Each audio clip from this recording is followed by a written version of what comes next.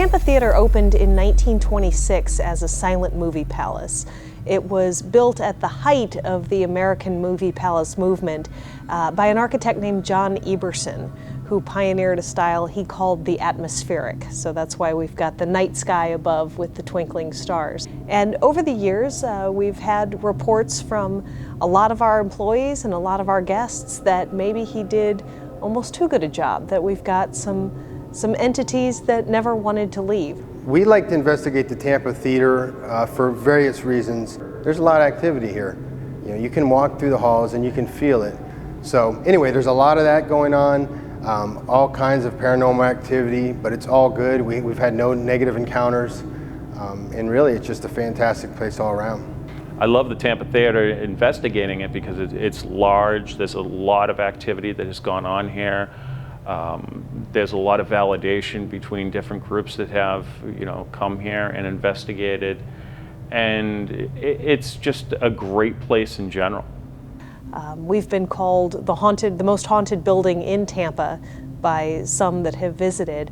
There's 5 or 6 different stories that we tell often, but perhaps the most famous is that of Fink Finley. And Fink was our projectionist from 1930 to 1965. So 6 days a week, he was here at the theater projecting films from the booth up at the top of the stairs. Now, he did not die in this building. He fell ill here and collapsed and was taken home by his co-projectionist, where he passed away about 2 weeks later. Ever since then, every projectionist that we've ever had has had stories of things that can't be explained in the booth. Things like feeling a presence in the booth when they know they're the only ones there, or when they go to pull the door closed behind them, it feels like somebody's on the other side of the door trying to pull it open. But the most common story has to do with when we were still projecting 35mm film. Well, the story goes that in that moment of changeover, when they were staring at the screen, they would feel somebody tap them on the shoulder, as if to say, pay attention, it's coming.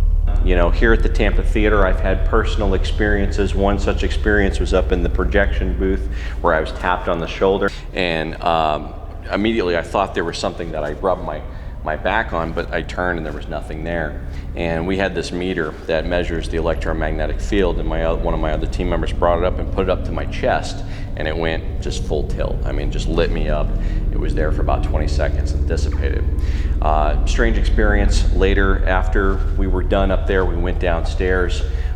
Told Jill what had happened. She said, "Oh, that's one of the claims up there." It still gives me the willies just looking back to, did that really happen?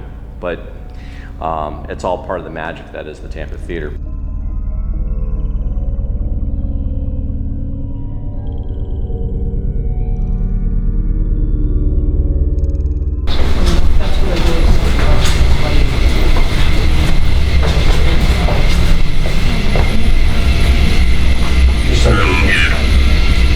Projection, yes. Oh, really?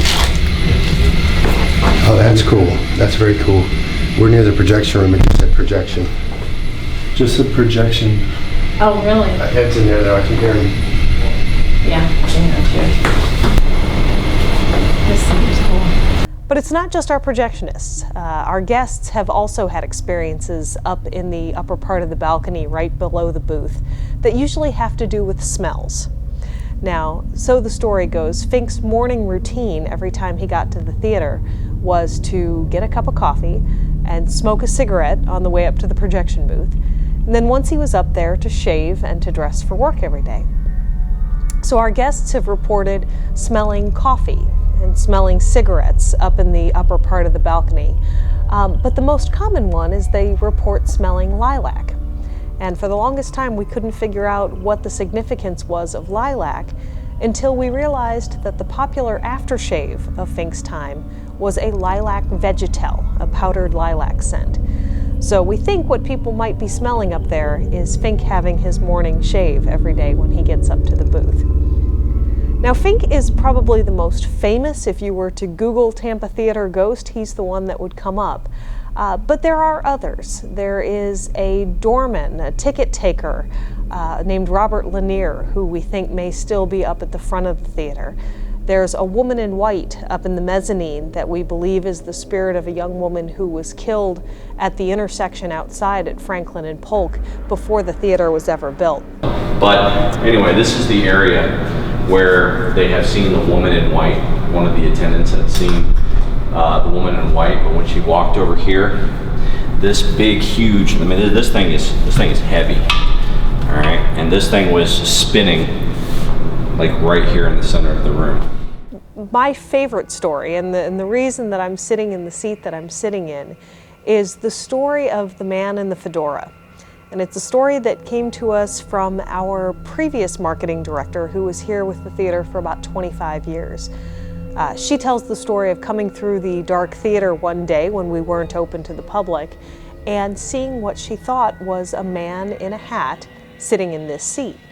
And as she looked at him, he stood up and turned around and looked at her and then disappeared. And when she went to look for him, she couldn't find anybody in the building and couldn't find where he would have gotten in because all the doors were locked.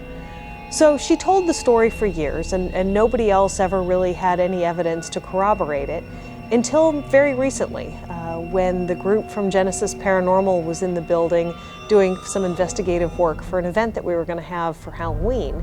And they had their cameras set up and their meters and everything right around this seat, and really got some interesting video clips, one in particular of a light anomaly that seemed to move down the aisle and move into the row of seats and then settle over this seat before it disappeared. They also got some EVPs that seemed to be a man's voice responding to questions that were being asked. So I don't know what Tara really saw that day, but there does seem to be a little evidence that there may very well be a man in a fedora who still likes to sit in his favorite seat and see the movies every night. Now we're at the theater, and we just had a nice incident. It's just me and Adam, one of my team members. We went down with only a flashlight, this little flashlight here. No other equipment, because he wanted to tell me a story about something, and then all of a sudden we sense that there's a presence there, and then he walks over. It gets even stronger for him, and then we see this huge shadow, or I did, go side to side in front of this, because it's pitch black dark, there's nothing else there. There's like, it's something that's painted white, like a tank or something, that you can kind of faint, even in the dark with your eyesight. Once they adjust, you can see it. And then the shadow keeps going back and forth in front of the white thing. I freaked out going, whoa, you see that, Adam? Of course he looks, he sees it. Also, something brushed up against my arm. The hair was standing up on my arms. Probably about 10 foot, maybe 12 foot from the that white little tank or whatever where we were seeing the shadow. And then Adam, I turned on the light, showed Adam the hair was standing up on my arms. So that was really cool, and I can't wait to go back down and with some equipment to validate what had happened to us.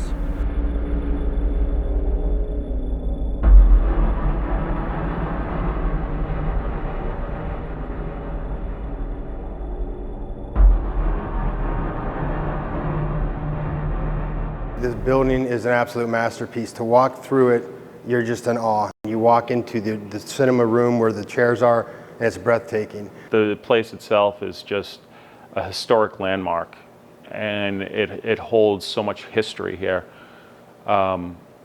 It's a peaceful place. I was just telling someone how relaxed this atmosphere is.